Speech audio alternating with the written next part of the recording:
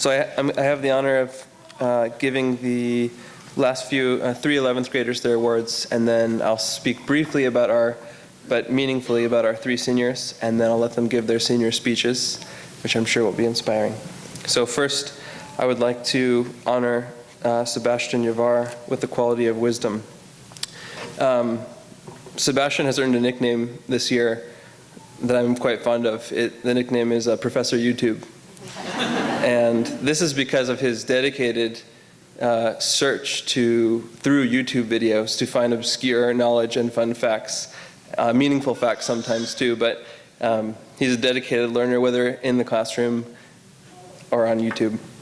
However, I would like to give him the quality of wisdom, not for his fun facts, but also because those who know Sebastian know he's a force to be reckoned with, but also he's a force that uplifts and that shares energy from the heart.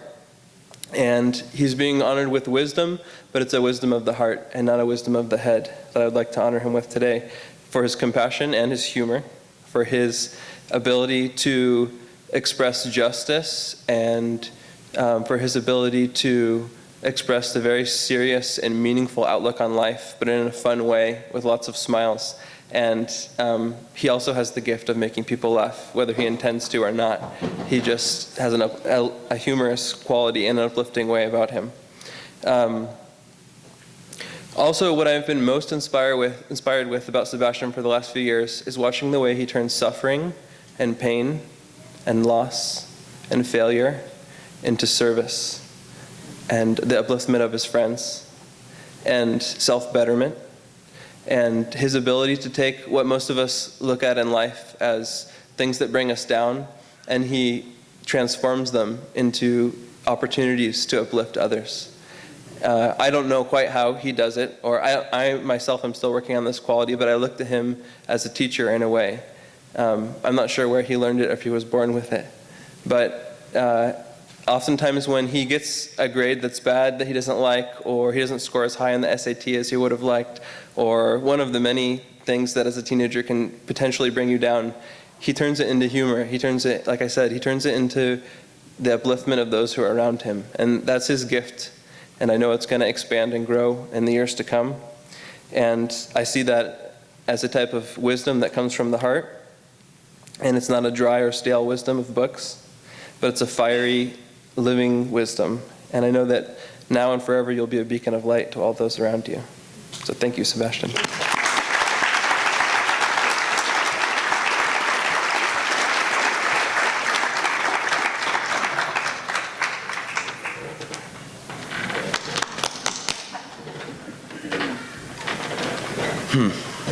All right. So wisdom is the ability to think and act with experience, with knowledge, with common sense. But that is all like taken from a dictionary, okay? If you want to see it through a more psychological lens, like for example the allegory of the cave by Plato, he basically shows that wisdom is to get out of that cave. That wisdom is to see a problem through many different angles and to try and figure out what to do with it. Wisdom is basically just trying to get the best out of yourself and trying to understand all the places and all the sides of the problem. And I think that I've performed very well in that this year. This year, I've created a scheme. I've created a platform that has helped me help others through this experiential learning. Like Aristotle once said, sorry about all the quotes. Like Aristotle once said, the beginning of wisdom starts by knowing yourself. And I've done a very good job in that this year. I've asked my friends, I've asked my teachers, I've asked my parents to help me learn who I really am, to help me really find myself. And that has really helped me to help others. That has really helped me with my homework, with my life in general. It has made it happier. And I think that's all I want to talk about.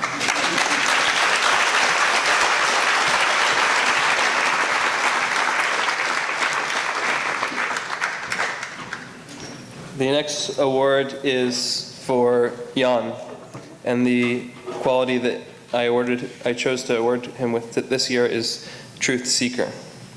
And for those of you who have met Jan, he sort of has a philosopher's face and a poet's gaze. Often we catch him gazing longingly off into the distance, into the hills or the skies. And sometimes he accidentally just recites poetry on command. And he's a Promethean-like thinker. And however, there's something, that's when I first met Jan, that's what struck me about him, is that he was a deep thinker, and that he penetrates to the heart of ideas and penetrates to the heart of any stories we read, any ideas we cover in class. But what I've learned more and more about Jan is not just that he has a love of wisdom, but he has a love of people.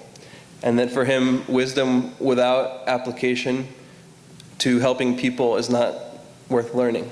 And he also has a gift for turning what I sometimes think of as obscure, dusty, inapplicable wisdom and advice, and he has a gift for making it grounded and usable by people.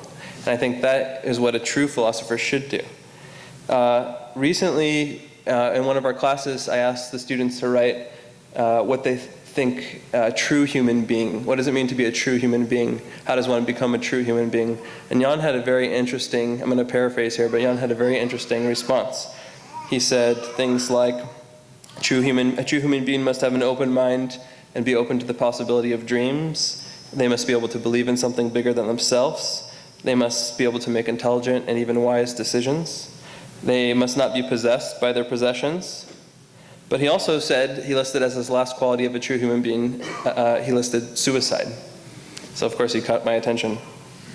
And when he explained it in a way that he said, we must, at a certain point in our lives, commit a sort of suicide with the version of ourself that is no longer useful, and that we must transcend that self and even end that self consciously in order to move forward and become a true human being. And this is just a taste of the things that Jan spends his time thinking about. And imagine if all of the CEOs and politicians and leaders of our world had the dedication to truth first and foremost, and then thought about what their job would be. What kind of a world would we live in? And so it's a great honor to award Jan with this quality of truth seeker, but also it's a great honor to imagine the possibility for Jan and for students like him that seek truth first and last and all throughout the middle. So thank you, Jan, for your dedication to truth.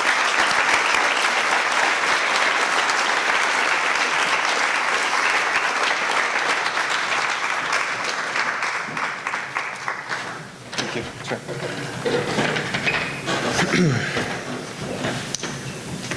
Truth is a fragile and noble thing, and therefore a truth seeker must be someone who's brave, but also gentle. And like everyone else with me here today, I was trying to figure out how I deserved this quality.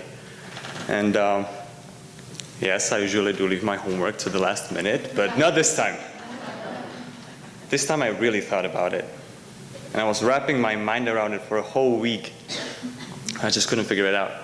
Until Sunday night, as I was getting into bed, I think I realized. Throughout this whole year, I was trying to decide what I want to do after high school. And it's not just considering my college and my job, but what I want to do with my life, how I want to live it. And I had this little war of mine inside myself over what happiness and success meant to me, or what was my truth. And I talked to a lot of great people about it, but it took me months before I ultimately came to my conclusion, which was doing what I love. Simply putting my time and energy into things I like to do, because not only would that create happiness inside of me, but also all around me. And I just went for that. I chose my college, I decided what I want to become, changed my habits. And I must be sincere, since then all the stress and uncertainty around where my life was going has dissolved. And so I found my truth. Thank you.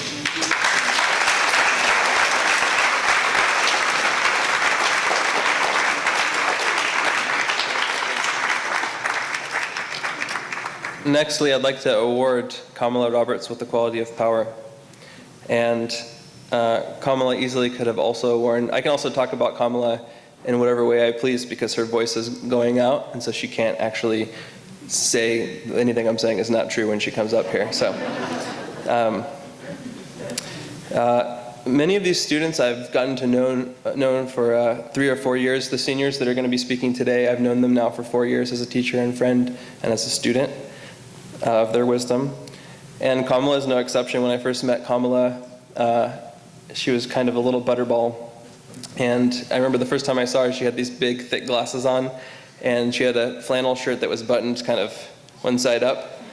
And I had to say her name several times before she snapped out of whatever world she was participating on.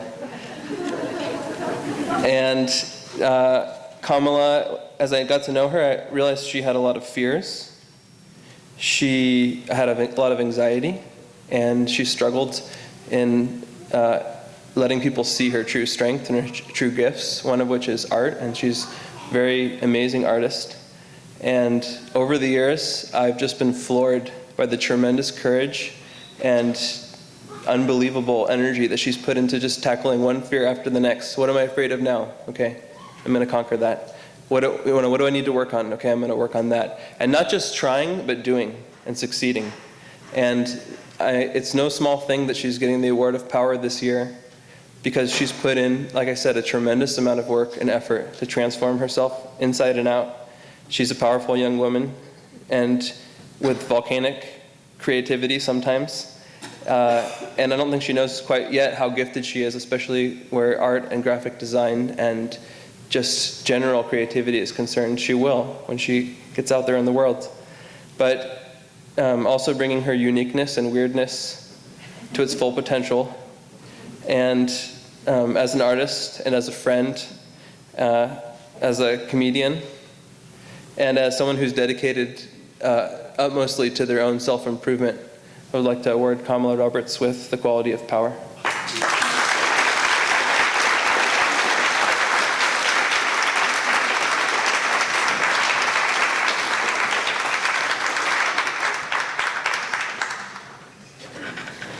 Okay, so at first I was going to talk about how I experienced self-empowerment through being able to word my own ideas and thoughts. But then after further reflection, I realized that the problem is actually getting me to shut up about myself.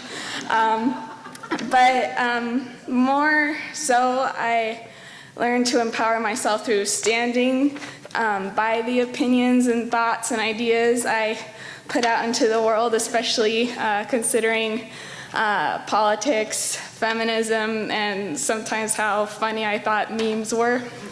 But anyways, this year has really helped me see that I have a lot more potential than I have thought I did.